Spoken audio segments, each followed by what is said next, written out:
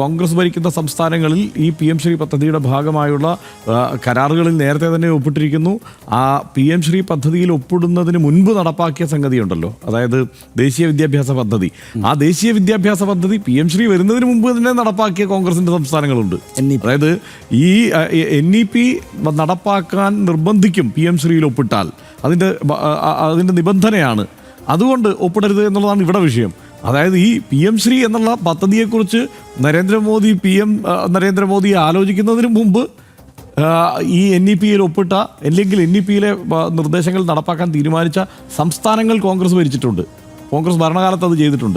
അപ്പോൾ അങ്ങനെ ഒരു പാർട്ടി നേതാവ് എങ്ങനെയാണ് ഇത്തരമൊരു വിഷയത്തിൽ, അതായത് ഈ പറഞ്ഞതുപോലെ ഒരു സംസ്ഥാന മന്ത്രി അവിടെ കേന്ദ്ര സർക്കാരുമായി സംസാരിക്കാൻ ചെല്ലുമ്പോൾ അതിന് മധ്യസ്ഥനായി നിൽക്കുകയോ അങ്ങനെ തന്നെ വേണമെങ്കിൽ പ്രയോഗിക്കാം. അതിനിടയ്ക്ക് കാര്യങ്ങൾ പരസ്പരം അങ്ങോട്ടും ഇങ്ങോട്ടും മനസ്സിലാക്കത്തക്ക തരത്തിൽ കാര്യങ്ങളിൽ ഇടപെടൽ നടത്തിയിട്ടുണ്ടെങ്കിൽ അത് വലിയ ചതിയാണ്, വഞ്ചനയാണ്, സംസ്ഥാനത്തോടുള്ള വഞ്ചനയാണെന്നൊക്കെ പറഞ്ഞു കഴിഞ്ഞാൽ അതെനിക്ക് മനസ്സിലാവുന്നില്ല. ഒരു കാര്യം ഞാൻ ചേർത്ത് പറഞ്ഞോളൂ. അതായത് ഇപ്പോൾ നമ്മുടെ ഹൈവേ പദ്ധതികൾ, ഹൈവേ റോഡ് മന്ത്രി കേരളത്തെ വല്ലാതെ അഭിനന്ദിക്കാറുണ്ടല്ലോ.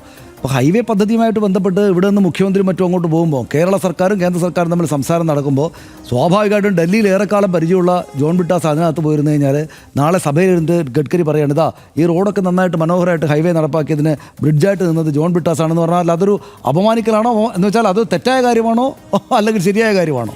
നല്ല കാര്യമല്ലേ? അതായത് കഴിഞ്ഞ ദിവസം എൻഫോഴ്സ്മെന്റ് ഡയറക്ടറേറ്റ് ഒരു പണി ഒപ്പിച്ചല്ലോ. അതായത് ഇവിടെ മുഖ്യമന്ത്രിക്കും തോമസ് ഐസക്കിനും KM എബ്രഹാമിനും നോട്ടീസ് കൊടുത്തു. എന്തിനാണ്? അതായത് ഈ മസാല ബോണ്ടിലൂടെ കണ്ടെത്തിയ ഫണ്ട് കൊണ്ടുവന്ന് ഇവിടെ വികസന പ്രവർത്തനങ്ങൾ നടത്തി എന്നതൊരു ആരോപണമായി ഉന്നയിച്ചത് അനുകൂലമായി എങ്ങനെയാണ് LDF ഇപ്പോൾ ഉപയോഗപ്പെടുത്തുന്നതെന്ന് നമ്മൾ കണ്ടില്ലേ. ഇത് ഏതാണ്ട് അതുപോലെയാണ്. കാരണം ഈ ഫണ്ട് കൊണ്ടുവരാനും സംസ്ഥാനത്തിൻ്റെ ഇത്തരം കാര്യങ്ങളുമായി ബന്ധപ്പെട്ടുള്ള കേന്ദ്രവുമായി ബന്ധപ്പെട്ടുള്ള ഇടപെടലുകൾക്കും ഒക്കെ മധ്യസ്ഥനാവാനും ഒക്കെ ജോൺ ബ്രിട്ടാസ് നിൽക്കുന്നുണ്ട്. അപ്പോൾ ജോൺ ബ്രിട്ടാസ് അവിടെ പണിയെടുക്കുകയാണ് എന്ന് വെറുതെ നാട്ടുകാരെ അറിയിക്കേണ്ടതുണ്ടോ കോൺഗ്രസ് എന്നുള്ളതാണ് എൻ്റെ ഒരു സംശയം. രണ്ടാമത്തെ കാര്യം, ഒരു കാലത്ത് കോൺഗ്രസിന് MP-മാർ 10-20 പേർ അവിടെ ഉണ്ടായിരുന്ന കാലത്ത് എപ്പോഴും CPM-മാരോട് പ്രചരിപ്പിക്കുക 20 MP-മാർ അവിടെ ഉണ്ടായിട്ട് പോലും കേരളത്തിന് വേണ്ടി വല്ലതും ചെയ്യുന്നുണ്ടോ എന്നാണ്.